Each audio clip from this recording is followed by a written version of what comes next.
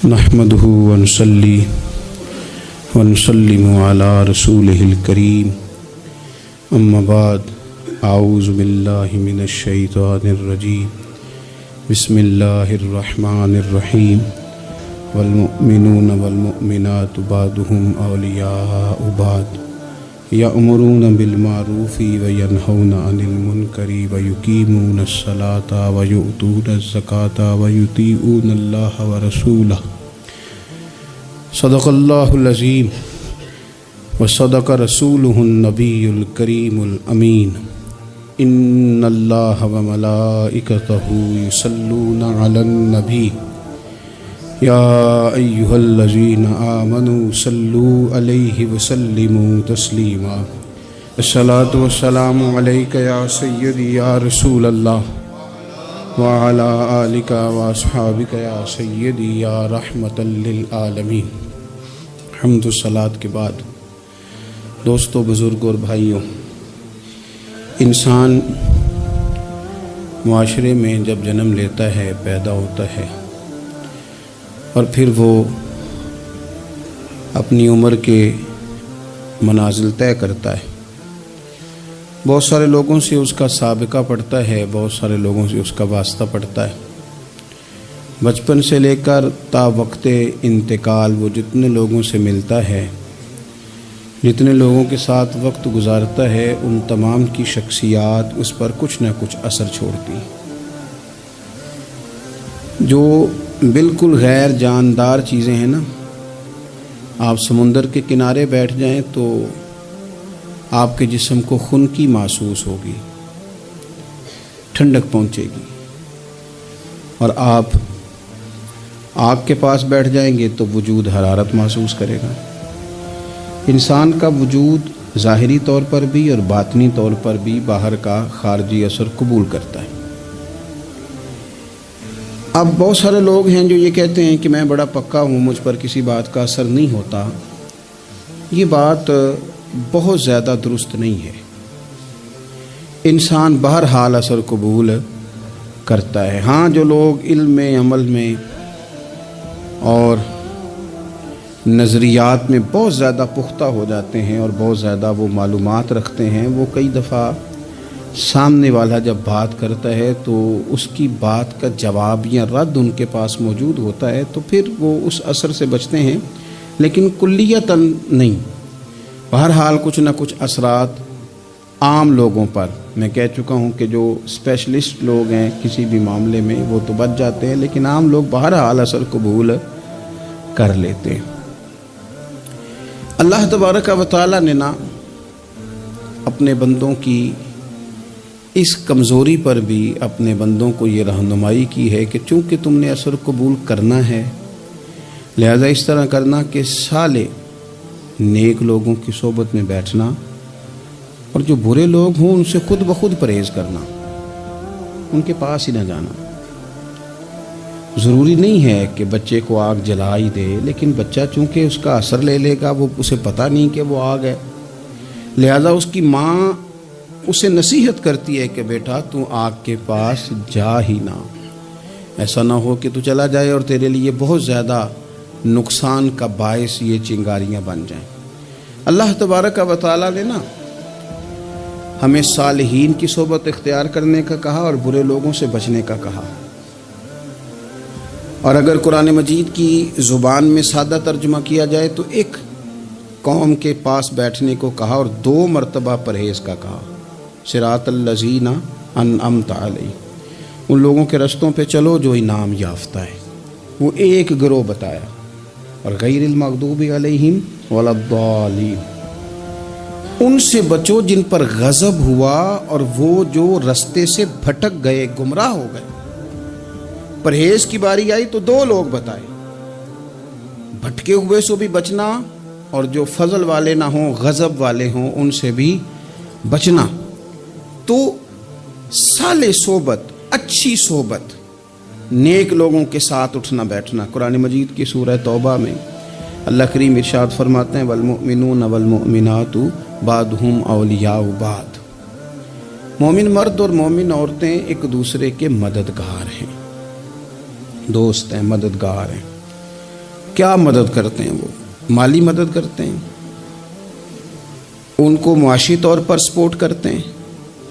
نہیں، ارشاد فرمایا یأمرون بالمعروف وینہون عن المنکر، وہ نا بھلائی کا حکم دیتے ہیں اور برائی سے منع کرتے ہیں، یہ والی مدد کرتے ہیں ایک دوسرے کی، یہ مومنوں کا کمال ہے۔ اور پھر وَيُقِيمُونَ الصَّلَاةَ وَيُؤْتُونَ الزَّكَاةَ، وہ نماز صحیح ادا کرتے ہیں اور زکوٰۃ بھی ٹھیک ادا کرتے ہیں۔ وَيُطِيعُونَ اللَّهَ وَرَسُولَهُ، اللہ کی بھی اطاعت کرتے ہیں اور اللہ کے رسول کی بھی اطاعت کرتے ہیں۔ ان کی مدد یہ ہے ایک دوسرے کے لیے کہ وہ بھلائی کا حکم دیتے ہیں، برائی سے منع کرتے ہیں، مل کے نمازیں پڑھتے ہیں، زکوٰۃ ادا کرتے ہیں، اللہ اور اس کے رسول کی اطاعت کرتے ہیں۔ فرمایا اولئک سیرحمہم اللہ، قربان جائے، کیا انداز کریمانہ ہے رب کریم کا۔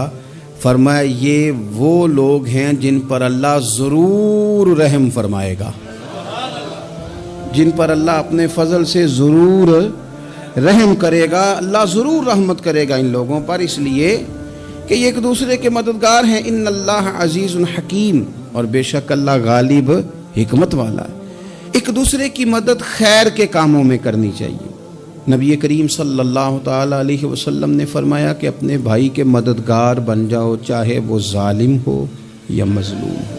فوری طور پر انسانی ذہن میں سوال اٹھتا ہے کہ یا رسول اللہ صلی اللہ تعالی علیہ وسلم، یہ مظلوم کی مدد تو سمجھ میں آتی ہے، ظالم کی مدد کیسے کریں؟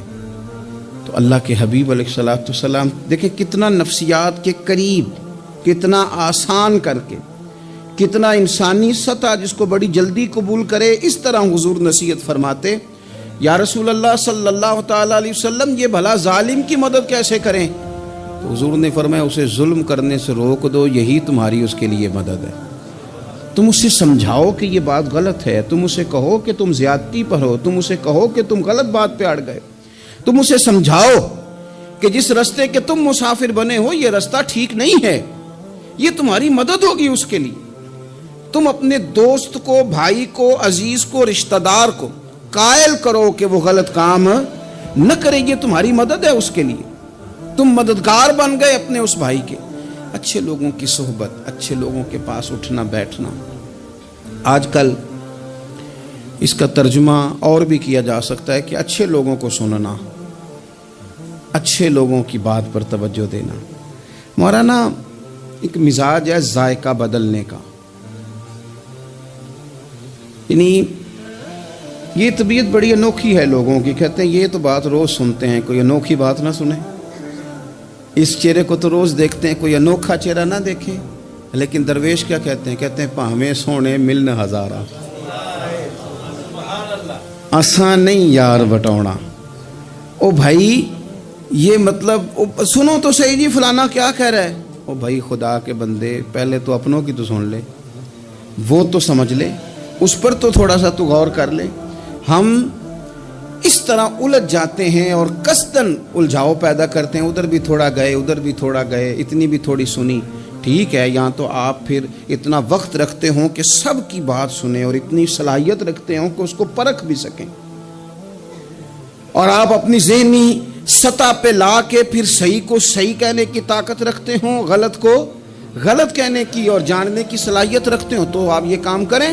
لیکن اگر ایسا نہیں ہے تو پھر تو آپ اثر قبول کریں گے، پھر تو معاملات اور طرح کے ہو جائیں گے۔ اس لیے کوشش کریں کہ صالحین کی سنگت، نبی پاک صلی اللہ تعالی علیہ وسلم نے فرمایا، میرا خیال ہے اس عنوان پر اس سے زیادہ قیمتی بات نہیں ہو سکتی۔ اللہ کے حبیب علیہ الصلوۃ والسلام نے فرمایا کہ انسان اپنے دوستوں کے دین پہ ہوتا ہے۔ اوئے ہوئے، اتنی بڑی بات فرمایا، انسان اپنے دوستوں کے مذہب پر ہوتا ہے، اس لیے سوچ کے بنایا کرو کہ یار کسے بنا رہے ہو، غور کر لو اس کو، دوستی کو، یارانے کو، اٹھنے بیٹھنے کو معمولی سا کام نہ سمجھنا، آنے جانے کو، سفر کرنے کو معمولی سا کام نہ جاننا۔ بندہ اپنے دوستوں کے مذہب پہ ہوتا ہے، اس کے منہ میں زبان اپنی ہوتی ہے۔ اکثر لوگ ایسے ہوتے ہیں ان کے منہوں میں زبان اپنی ہوتی ہے، لفظ اپنے نہیں ہوتے، جملے کسی اور کے بول رہے ہوتے ہیں۔ اس کا مطلب یہ ہوتا ہے کہ وہ سارا اثر قبول کر چکے ہیں کہ جو انہیں یہاں تو راہ حق پہ لے گیا ہے، اور اگر جس کا وہ اثر لے رہے تھے بندہ غلط تھا تو وہ انہیں غلط ترک پہ لے گیا ہے۔ ایک بات خواجہ حسن بصری کی، اللہ اکبر، صحیح لوگ چل رہے ہوتے ہیں، کسی درویش کے عقیدت مند ہوتے ہیں، تربیت پا رہے ہوتے ہیں، رستہ صحیح چل رہا ہوتا ہے، لیکن وہ مطلب فٹافٹ ایک کوئی شخص بیچ میں گھستا ہے اور آ کے کہتا ہو نہیں میں تجھے بتاتا ہوں معاملہ تو کچھ اور ہے۔ وہ بالکل سڑک پہ صحیح چل رہے تھے، اب انہوں نے غلطی کیا کہ انہوں نے ہر چمکنے والی چیز کو سونا سمجھ لیا، انہوں نے ہر اجلی چیز کو طیب جان لیا۔ حضرت خواجہ حسن بصری فرماتے ہیں بروں کی صحبت میں نہ بیٹھنا، بروں کی صحبت تجھے اچھوں سے بدگمان کر دے گی، وہ تیرے ذہن میں اچھوں کے بارے میں۔ حضرت پیر چندن شاہ صاحب رحمۃ اللہ تعالی علیہ آل و مہار شریف والے، حضرت پیر چندن شاہ صاحب رحمۃ اللہ علیہ کے پاس نا ایک نوجوان آیا تو پیار ہو گیا، وہ بیٹھنے لگا، طریقت سیکھنے لگا۔ وہ لوگ بھی بڑے خالص تھے، انہیں مریدوں کی صورت میں طاقت نہیں چاہیے ہوتی تھی، بلکہ انہیں مریدوں کی صورت میں وہ لوگ چاہیے ہوتے تھے جو ان کا پیغام آگے پہنچائیں، جو ان سے وہ سیکھیں، جو وہ سکھا کے انہیں دیندار بنانا چاہتے ہیں۔ تو بچہ بیٹھ گیا، حضرت بھی بڑا ہی پیار کرنے لگے، اسے دین سمجھانے لگے۔ تو اس کے والد صاحب پیچھے سے آئے اور آگے کہنے لگے پتر چل گھر چلیے۔ کہنے لگے جی ابا جی ہن میں تے نہیں جانا، میں تے ایتھے ہی رہنا ہے۔ کہنے لگا پتر چل میں بڑے پیر ویکھے نے۔ تو بیٹا بیٹھتا تھا نا صحبت میں تو کچھ میٹھی باتیں اور خوبصورت جملے اسے بھی سمجھ میں آ گئے تھے۔ کہنے لگا ابا جی تساں تے بڑے ویکھے نے، تانوں نہیں نہ کسے ویکھیا، یہ تیری نظر کا کمال ہے کہ میری زندگی کا سوال ہے، تجھے نہیں نہ کسی نے دیکھا، مجھے تو دیکھ لیا، میری مجبوری ہے کہ میں کسی کی نظر میں آ گیا، اور نظر کی جولانیاں نہ پوچھو، نظر تو وہ ظالم نظر ہے، اٹھے تو بجلی پناہ مانگے اور گرے تو خانہ خراب کر دے۔ اس لیے میں تو نظر میں آ گیا ہوں، میں مجھے بتائیں میں کدھر جاؤں، میرا معاملہ اور طرح کا ہو گیا۔ تو عزیز دوست آپ یہ دیکھیں کہ آپ کسی صالح بندے کی صحبت میں جا رہے ہیں اور یکدم ایک شخص آیا ہے، اس نے آ کے سارا معاملہ روک دیا۔ بروں کی صحبت اچھوں سے بدگمانی پیدا کرتی۔ آپ کے دوستوں کا ٹھیک ہونا بڑا ضروری ہے، حلقہ احباب کا درست ہونا بڑا ضروری۔ آپ نے تھوڑا سا بھی جس کے ساتھ سفر کرنا ہے نا، اس بندے کا بھی ٹھیک ہونا بڑا ضروری ہے، ورنہ انسانی ذہن میں بعض لوگ ایسے سوالات چھوڑ دیتے ہیں کہ وہ سوالات نہیں ہوتے، وہ وسوسے ہوتے ہیں۔ وہ تو ایک جملہ کہہ کے گزر گیا، اور انسان ہے کہ وہ لڑتا رہا، جدوجہد کرتا رہا۔ مجھے بڑی اچھی طرح بات یاد ہے، میں اپنے احباب میں سے سمجھ لیں یا بہن بھائیوں میں سے نہ کسی کے ساتھ کو تھوڑا بہت خیر کا کام کرتا تھا اپنی توفیق کے مطابق۔ تو ایک دن میں دوبارہ سے اسی سلسلے میں اپنی خدمت کے لیے حاضر ہوا تھا، تو میں واپس لوٹا تو ایک صاحب مجھ سے کہنے لگے کنا کچھ تو سائیں پار چاڑا ہے، دیکھ رہے ہیں سالوں گزر گئے۔ میں آپ کو اپنی بات بتاتا ہوں، تو واقعی میرا ذہن الجھنے لگ گیا۔ واپس آنے تک میں نے کہا یار یہ کب تک، یعنی کہ تو ہر روز کوئی نہ کوئی بات سنا دیتے ہیں کہ فلانی بھی مجبوری ہے، فلانی بھی، کب تک یہ کرنا ہے؟ میرا ذہن خاصا الجھ گیا اور میں بڑی عجیب سی کیفیت میں چلا گیا۔ میں اسی پریشانی کے عالم میں تھا کہ میں نے طبقات امام شورانی کھولا، ویسے ہی بائی دوے تو سامنے ایک بزرگ کا قول آ گیا۔ وہ کہنے لگے یاد رکھنا بندے بندوں کے محتاج نہیں، بندے رب کے محتاج ہے، اور اگر کوئی بندہ کسی کا بھلا کرتا ہے نا تو بس اللہ نے اس کی ڈیوٹی لگائی ہے، باقی دے اللہ ہی راہ ہے۔ بندے بندوں کے محتاج، اگر کوئی بندہ کسی کو کچھ دیتا بھی ہے تو وہ اللہ کی دی ہوئی ڈیوٹی سر انجام دیتا ہے۔ بندے او ہو میرا تو رو رو کے برا حال ہو گیا، اور میں نے کہا تو کیا سوچنے لگ گیا تھا، تو کچھ ہے؟ میں مسکین پرانا خادم، کسے در ملی نہ ٹوئی، تے واصف یار نے نظر جو کیتی تے واصف ہی ہوئی۔ وہ پتہ سارا ہے نا سردار نو کیتیاں دا، اے دا پردہ چپایا ہی چلو بھلا ہو سی۔ الجھے نہیں، لوگ الجھا دیں گے آپ کو، چھوٹی سی بات کریں گے آپ الجھ جائیں گے، آپ کہیں گے اوہ میری وجہ سے چل رہا، تیری وجہ سے کچھ بھی نہیں چل رہا، کچھ بھی نہیں تیری وجہ سے چل رہا۔ بڑے بڑے تھے جو قبروں میں لیٹ گئے، ہوئے نامور بے نشاں کیسے کیسے، اور زمین کھا گئی نوجوان کیسے کیسے۔ کہاں میرے بھائی کسی کی وجہ سے نہیں، یہ نظام میرے رب کا ہے اور میرے مالک کی قدرت سے چل رہا ہے، یہ نبی کریم علیہ السلام کی نگاہ کرم سے چل رہا ہے۔ اس لیے الجھے نہیں، آپ کو لوگ الجھائیں گے، کہیں گے کب تک جی آپ تو فلانا تو بس ایسے ہوگا، نہ نہ نہ، الجھے نہیں، کبھی نہیں الجھے۔ سنیں، ہمارے ارد گرد کے حلقہ یا احباب کا ٹھیک ہونا اتنا ضروری ہے، اتنا ضروری ہے کہ داتا گنج بخش علی اجویل رحمۃ اللہ علیہ فرماتے ہیں کہ مکہ معظمہ میں ایک شخص طواف کعبہ کر رہا تھا۔ بڑے سارے لوگ کہہ دیتے ہیں دعا میں یاد رکھنا، دعا میں یاد رکھنا، تو وہاں نا اپنی طلب اتنی زیادہ ہوتی ہے کہ وہ بندہ مطلب خزانے کے سامنے کھڑا ہے تو وہ کہتا ہے یہ بھی اپنے لیے لے لوں، یہ بھی اپنے لیے لے لوں، یہ بھی اپنے لیے لے لوں۔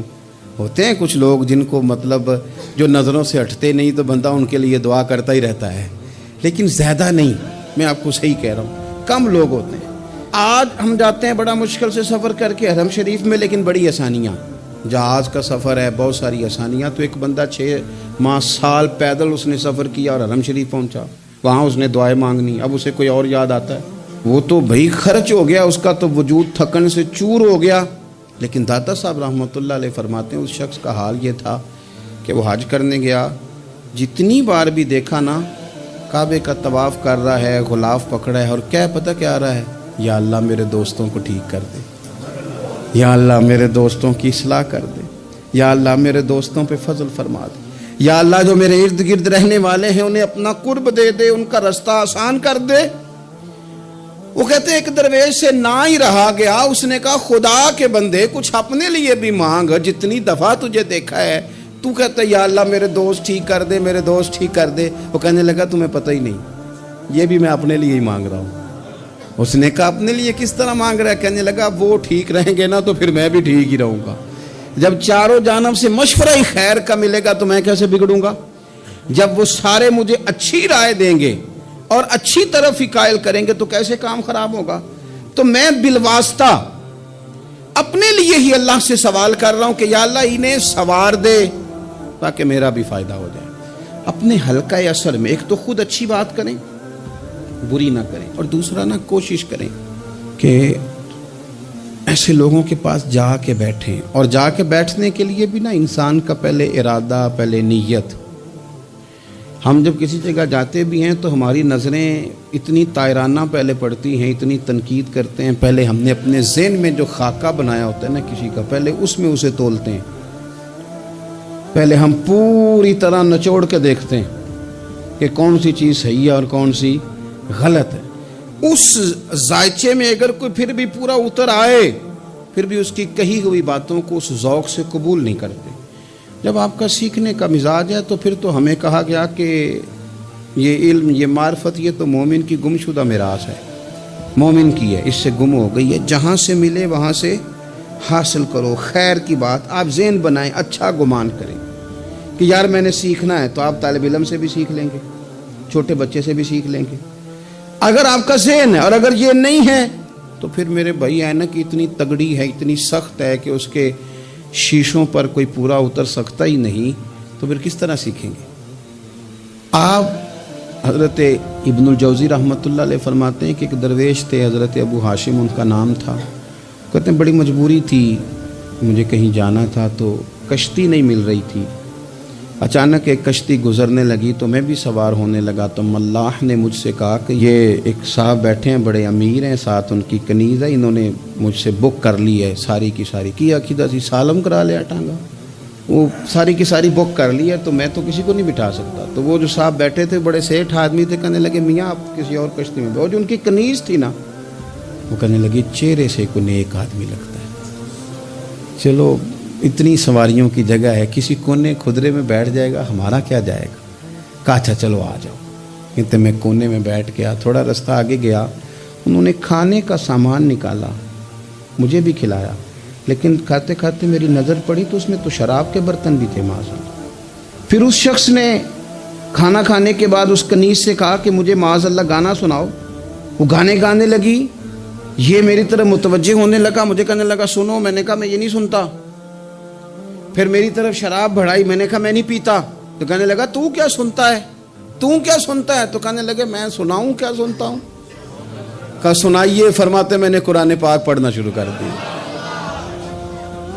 کچھ لوگ، میں آپ کو یقین سے کہتا ہوں، کچھ لوگ ایسے ہیں ان کی زندگی دور گزر گئی ہے مسجد سے، انہیں کو بندہ چاہیے جو تھوڑا سا جا کے پیغام حق سنائے۔ ان کو پتہ ہی نہیں ہے کہ دین میٹھا کتنا ہے، حسین کتنا ہے، قرآن میں چاشنی کتنی ہے، سرکار کی تعریف کا، نعت خوانی کا رنگ کتنا شاندار ہے۔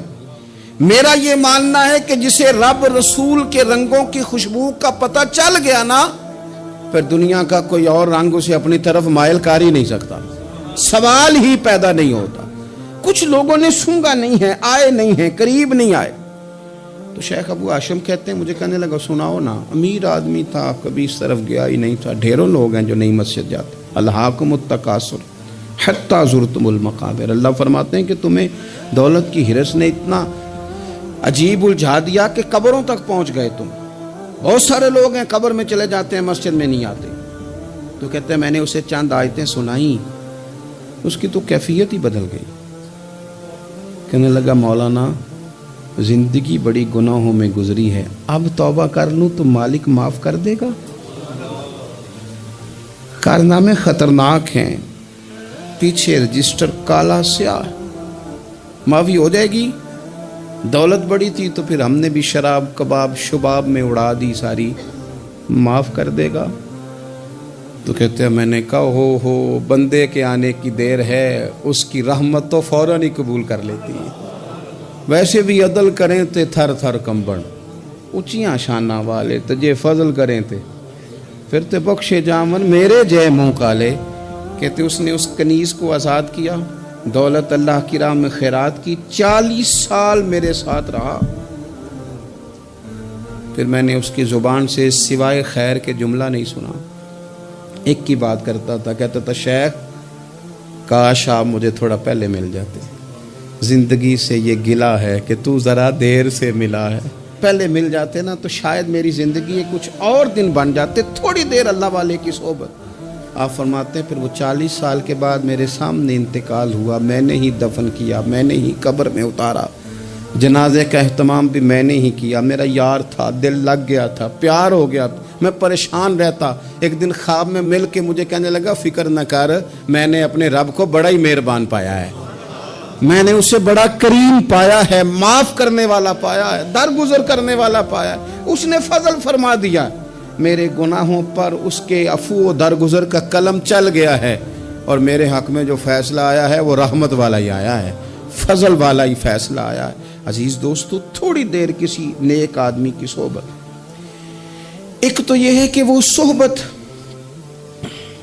تقوی کی طرف مائل کرے گی، تو برے آدمی کی صحبت نا آپ کی طبیعت میں ہجان پیدا کرے گی، ہجان۔ وہ لوگ ہی ہوتے ہیں جو مل کے کہتے ہیں چھوڑ ساری دنیا داری ہے، پیسے ہوں تو سارے ٹھیک ہیں۔ یہ لوگ ہی ہیں جو یہ سبق بھی پڑھاتے ہیں، وہ لوگ ہی ہیں وہ کہتے ہیں چھوڑ یار، کون سے درویش، کون سے مولوی، کون سے دیندار، سب اسی طرح کے ہی ہیں۔ یہ لوگ ہی ہیں جو کہتے ہیں چھوڑو میاں تم کس چکر میں پڑ گئے، ابھی تو اتنی عمر پڑی ہے۔ یہ سب چیزیں ہیں۔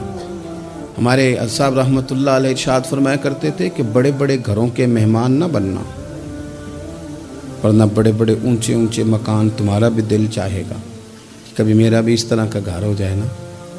بڑے بڑے اونچے اونچے منصب دار لوگوں کے پاس نہ جانا، ورنہ تمہارا خیال بڑھے گا۔ دعوت کے لیے جانا، پیغام حق کے لیے جانا، وہ معاملہ ایک الگ ہے، لیکن اس شوق سے جانا کہ یہ بڑا آدمی ہے، فرمایا تمہارے لیے مشکل ہو جائے گی۔ تمہارا دل کہے گا کہ تو اتنے بڑے گھر میں کیوں نہیں رہ سکتا۔ اور پھر میں نے یہ بھی دیکھا ہے کہ بڑے بڑے خیر والے لوگ تھے لیکن صحبت بری مل گئی، لوگ نہیں ٹھیک مل سکے، مشیر نہیں ٹھیک مل سکے، معاونین نہیں ٹھیک مل سکے، رستے میں رہ گئے۔ صحیح بخاری میں ایک بادشاہ کا واقعہ ہے، بادشاہ کا۔ میں نے جب اسے پڑھا تو میں حیران ہی رہ گیا کہ یہ جو مشیر وزیر ہوتے ہیں یہاں تک لے جاتے ہیں بندے کو۔ وہ ہمارے ایک وزیر صاحب نے تھوڑے دن پہلے کہا ہے، بیچارے نا خبروں میں رہنے کے لیے اس طرح کی شرارتیں کرتے ہیں۔ اس کی وجہ یہ ہوتی ہے کہ ملک کا نظام تو چلتا نہیں، تو پھر وہ چاہتے ہیں کچھ لوگوں کو ادھر الجھا دو تاکہ وہ اصل سے ان کی توجہ ہٹ جائے۔ انہوں نے کہا جی قائد اعظم اسلامی ملک نہیں بنانا چاہتے تھے، تو کون سا بنانا چاہتے تھے؟ پاکستان کا مطلب کیا؟ لا الہ الا اللہ محمد رسول اللہ صلی اللہ علیہ وسلم۔ میں آپ کے جواب میں صرف اتنی بات کہوں گا کہ جو پاکستان بنانے والے تھے نا، وہ آپ کی طرح کے لوگ نہیں بنانا چاہتے تھے، آپ کی طرح کے لوگوں کے حوالے نہیں کرنا چاہتے۔ ہمارے لیڈروں کا یہ حال ہے کہ اس طرح کے لوگوں کو مشیر بنا لیتے ہیں، وزیر بنا لیتے ہیں۔ یہ کتنی رکاوٹ پیدا کرتے ہیں، کتنی تباہی کرتے ہیں۔ دیکھیے بخاری میں موجود ہے، ہرقل بادشاہ نے حضرت ابو سفیان رضی اللہ تعالیٰ عنہ، جو اس وقت ابھی کلمہ نہیں پڑھتے تھے، ان کو بلا کے نبی پاک علیہ السلام کے بارے میں ساری باتیں پوچھی، ایک ایک بات اس نے حضور کے بارے میں پوچھی، اور آخر میں یہ بھی پوچھا کہ کیا انہوں نے معاذ اللہ کبھی جھوٹ بولا ہے؟ تو ابو سفیان کہنے لگے نہیں، قربان جاؤں، میری مخالفت اپنی جگہ پہ، لیکن وہ میرے سامنے پیدا ہوئے ہیں، 40 سال کی عمر میں اعلان نبوت کیا ہے، ان کی گود میں بیٹیاں کھیلتے میں نے دیکھی ہیں، ان کے مقدس بال میرے سامنے سفید ہوئے ہیں، محبوب نے جب بھی بولا حق اور سچی بولا ہے۔ اس کی نہ طبیعت میں دین اتر گیا بادشاہ کی۔ اس نے اس کے جواب میں بڑا خوبصورت جملہ کہا، کہنے لگا جس نے بندوں سے کبھی جھوٹ نہیں بولا، وہ یہ جھوٹ کیوں بولیں گے کہ میں اللہ کا رسول بن کے آیا۔ اس کی طبیعت تسلیم کر گئی کہ نبی پاک علیہ الصلوۃ والسلام سچے اور آخری نبی ہیں، اور اس نے اظہار بھی کیا، کہنے لگا مجھے یہ تو امید تھی کہ اللہ کے آخری محبوب علیہ السلام اپنی شانوں، عظمتوں، رفعتوں، بلندیوں سمیت تشریف لانے والے ہیں، پر یہ نہیں پتا تھا کہ وہ اہل عرب میں سے آئیں گے۔ اس نے کہا میں جلدی سے حاضر ہو کے نا حضور کی اطاعت قبول کرتا ہوں۔ لیکن بادشاہ تھا نا، بڑا آدمی جو ہوتا ہے نا، وہ اپنے ماحول کو ذرا تھوڑا ساتھ لے کے چلنا چاہتا ہے۔ تو بادشاہ نے بھی نا اپنے جتنے اس کے وزیر مشیر تھے ان کو بلایا اور اپنے محل میں دعوت دی۔ ذرا انداز دیکھیے گا، اور خود بالا خانے کے اوپر چڑھ گیا، دروازے بند کر لیے، اور اوپر چڑھ کے نا انہیں بالا خانے سے جھانک کے کہنے لگا تمہیں بھی پتہ چل گیا، مجھے بھی پتہ چل گیا، اللہ کے آخری رسول تشریف لے آئے صلی اللہ تعالی علیہ وسلم۔ اب میرا خیال ہے کہ ہماری اور تمہاری بہتری اور بقا اسی میں ہے کہ ہم بیٹھے نہ رہیں، جلدی سے جا کے محبوب پاک کے دامن کو تھام لیں، حضور کی فرما برداری قبول کر لیں۔ اب جب بادشاہ نے یہ بات کی تو وہ جو وزیر تھے، مشیر تھے، ان کی حالت اتنی خطرناک ہو گئی کہ وہ تو دروازوں کی طرف دوڑے کہ کھولیں گے اور نوچ لیں گے بادشاہ کو، یہ کیا کہہ رہا ہے معاذ اللہ۔ اس قدر زیادہ ان لوگوں نے اظہار کیا استغفر اللہ معاذ اللہ دین سے دوری کا۔ جب بادشاہ نے یہ کیفیت دیکھی نا، اوہو، بندے دیکھ کے رب رسول سے دور رہ گیا، کہنے لگا نہیں نہیں بھائی، نہیں، میں تو صرف تمہیں آزما ہی رہا تھا کہ تم اپنے دین کے ساتھ کتنے پختہ ہو، ہم نہیں کہیں بھی جا رہے، ہم یہیں رہیں گے، یہی ہمارا دین رہے گا۔ ان وزیروں نے، مشیروں نے، دوستوں نے، قریبی لوگوں نے رسول اللہ کی غلامی میں نہیں آنے دیا۔ اتنا برا اثر کرتے ہیں یہ مشیر وزیر، اتنا خوفناک حال کر دیتے ہیں انسان کا قریب رہنے والے لوگ کہ سامنے کرم کا دریا بہہ رہا تھا، لیکن اس کی بدقسمتی دیکھو، وہ دور اس لیے رہ گیا کہ اس کے دوست ٹھیک نہیں تھے، مشورہ دینے والے ٹھیک نہیں تھے، قریب رہنے والے ٹھیک نہیں، یہ دور رہ گیا۔ اور نجاشی کلمہ پڑھ کے محبوب کا مسلمان ہو گیا۔ حضرت عائشہ صدیقہ فرمایا کرتی تھی نجاشی وہ خوش قسمت مسلمان ہے کہ جب وہ دنیا سے گیا تو اس کی قبر سے بھی نور نکلا کرتا تھا۔ اس نے نہیں بادشاہ دیکھی، غلامی کی رسول کریم، اور اس نے اپنے مشیروں پر لوگ تو یہاں تک بری صحبت اثر کرے گی کہ وہ دین سے دور لے جائے گی۔ اور ایک تو ہے دین کے قریب آنا، یہ جو بات آخر میں کرنے لگا ہوں نا، یہ زیادہ توجہ طلب ہے۔ جو لوگ کہتے ہیں نا میرا دل نہیں بدلتا، جو لوگ کہتے ہیں میری کیفیت نہیں بدلتی، ذوق نہیں آتا، تو یہ حدیث بتاتی ہے کہ ذوق بھی کوئی خاص صحبت میسر آئے تو پھر ہی قائم رہتا ہے۔ وہ جو محبوب علیہ السلام نے فرمایا نا کہ اللہ کا بندہ وہ ہے جسے دیکھو تو رب یاد آ جائے۔ خاص لوگ ہوتے ہیں جن کی صحبت میں بیٹھنے سے انسان کا دل اللہ سے جڑتا ہے، رسول اللہ صلی اللہ علیہ وسلم سے جڑتا ہے، دین پر عمل کرنے کو طبیعت چاہتی ہے۔ ایسے لوگوں کی صحبت کتنی مفید ہے وہ ہمیں اس حدیث سے عکس کرنا ہے۔ حضرت حنظلہ رضی اللہ تعالیٰ عنہ اور مرکز وفا اور اس امت کے ادب اور عشق میں استاد حضرت ابوبکر صدیق رضی اللہ تعالیٰ عنہ، یہ دونوں حضور کی بارگاہ میں گئے، انداز کا اختیار کیا، کہنے لگے یا رسول اللہ صلی اللہ علیہ وسلم، ہمارے دل کی تو کیفیات دو قسم کی ہیں۔ حضور جب ہم آپ کے پاس ہوتے ہیں نا، جنت اور دوزخ کا ذکر سنتے ہیں، ہمیں یوں لگتا ہے جنت اور دوزخ ہماری آنکھوں کے سامنے، دل کے اندر فوراً جذبات ابھر آتے ہیں کہ اب ہر خیر کا کام کرنا ہے، اب جنت ہی کی طرف مائل ہونا ہے۔ ہماری قلبی کیفیات، ہماری باطنی کیفیت بدل جاتی، نور علی نور ہو جاتا ہے سارا کچھ۔ لیکن حضور جب ہم آپ کی بارگاہ سے اٹھ کے گھر جاتے ہیں، بال بچوں کے پاس جاتے ہیں، تو پھر وہ حال نہیں رہتا۔ یا رسول اللہ صلی اللہ علیہ وسلم یہ کیا ہے؟ تو محبوب نے کیا فرمایا؟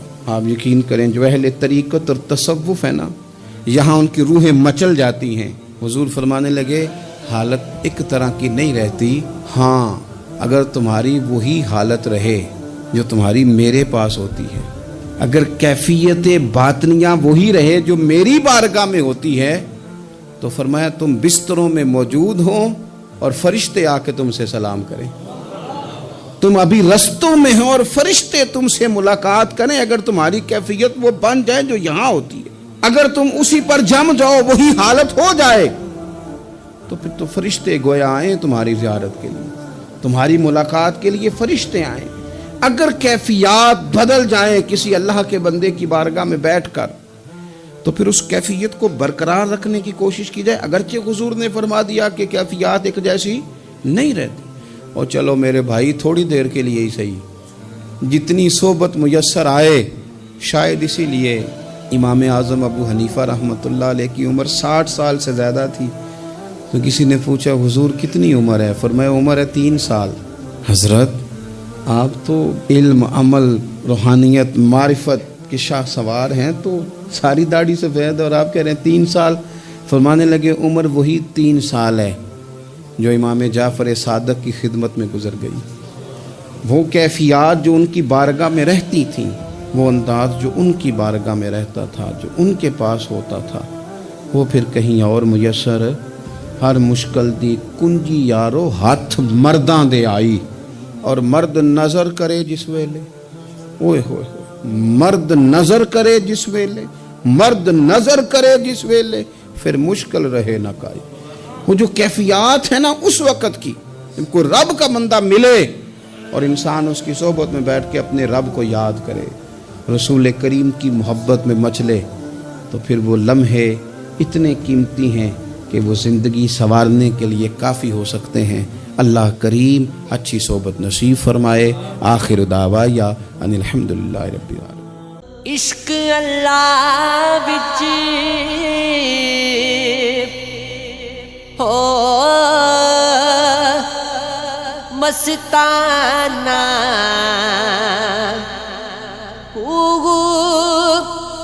صدا